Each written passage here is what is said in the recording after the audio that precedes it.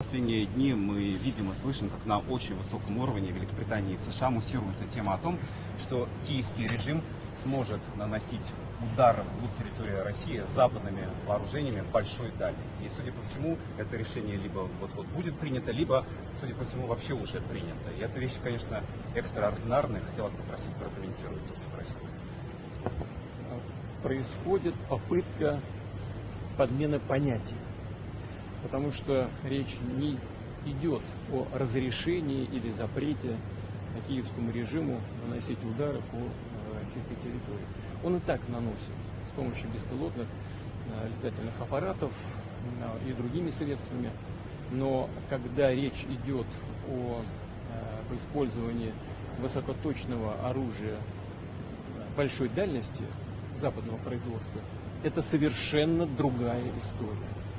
Дело в том, что я уже об этом говорил, и любые эксперты это подтвердят, и у нас, и на Западе, наносить удары современными высокоточными системами большой дальности западного производства украинская армия не в состоянии. Она не может этого делать. Это возможно только с использованием разведданных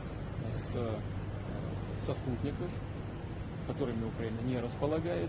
Это данные только со спутников Евросоюза, либо на Соединенных Штатах, в общем, с натовских спутников. Это первое.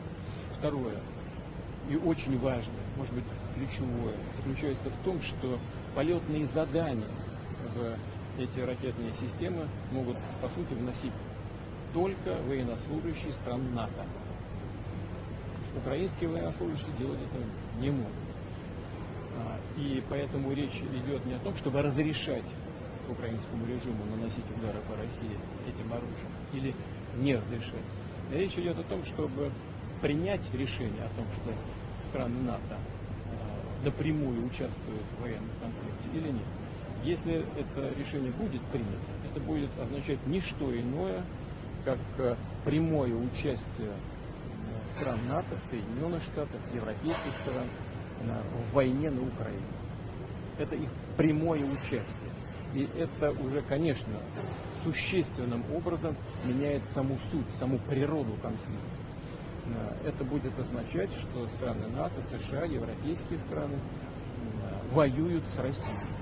А если это так, то, имея в виду изменение самой сути этого конфликта, мы будем принимать соответствующие решения, исходя из тех угроз, которые нам будут создаваться.